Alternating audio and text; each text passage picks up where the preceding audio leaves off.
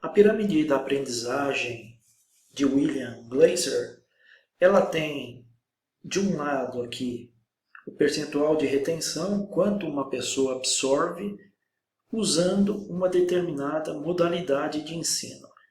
Ler somente tem uma retenção de 10%, ou seja, uma pessoa que somente vai ficar lendo livros ou apresentações ou qualquer outro material, vai reter somente 10% desse conteúdo.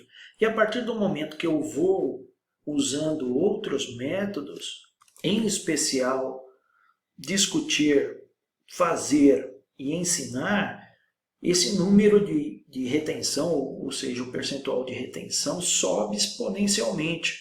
Por quê? Porque você imagina que para ensinar alguém, você vai ter que entender muito bem do que você está falando, você vai ter que gastar muito tempo, você vai ter que preparar materiais e, mais do que preparar, você vai ter que ter uma estratégia de como apresentar esse material, porque dependendo do público, o tipo de recepção é diferente. Ah, Marcelo, você está falando que para ensinar depende da audiência? Depende, bastante. Você vai ensinar para operação, a operação aprende muito menos quando você está usando um PowerPoint, algo assim, do que uma folha de flip chart no meio lá, você escrevendo para eles. A parte de fazer também, você absorve muito isso.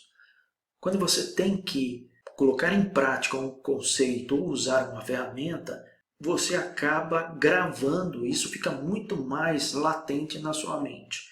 E discutir com os outros também. Discutir no sentido de eu li um assunto, eu estudei sobre o assunto e eu vou trocar ideias com pares ou com outras pessoas. Isso força com que a nossa mente grave bem a informação.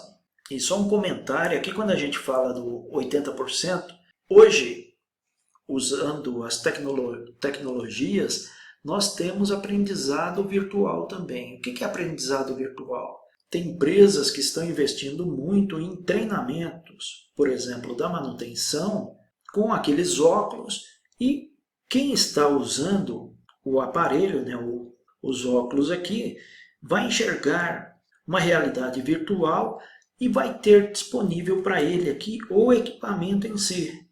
Então imagina que aqui eu tenho o equipamento e eu tenho que fazer a troca de uma determinada peça. Imagina que essa aqui seja a peça que tem que ser trocada. Ele consegue fazer isso virtualmente depois de ter aprendido a parte teórica do assunto. Então esse valor aqui, hoje em dia, eu tenho várias maneiras de fazer e fixar cada vez mais o aprendizado. Marcelo, se tivesse que apostar, você apostaria onde? Eu apostaria sempre nessa faixa de 70 a 95.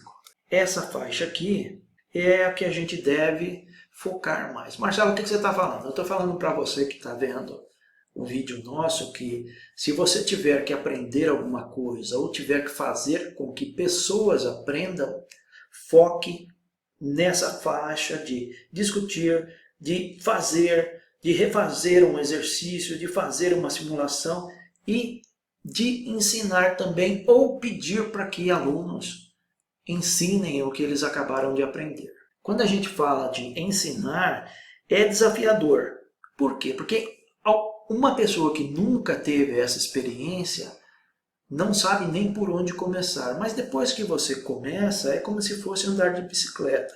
Você absorve ensinamentos importantes que é o que a gente está passando aqui na maioria dos casos. E um último conselho ou dica que a gente dá é dê preferência em aprender com gente que já fez aquela atividade. Marcelo, explica aí, não entendi nada. Por exemplo, eu sempre falo aqui na empresa, na minha consultoria, aí, em todos os clientes que eu vou, que o primeiro contato imediato que eu quero ter é com o operador. Então, se eu quero entender como é um processo, eu falo com o operador. Marcelo, quer dizer que você não quer falar com o engenheiro? Não. Primeiro eu quero falar com quem faz a atividade, que é o operador, para depois eu falar com o engenheiro.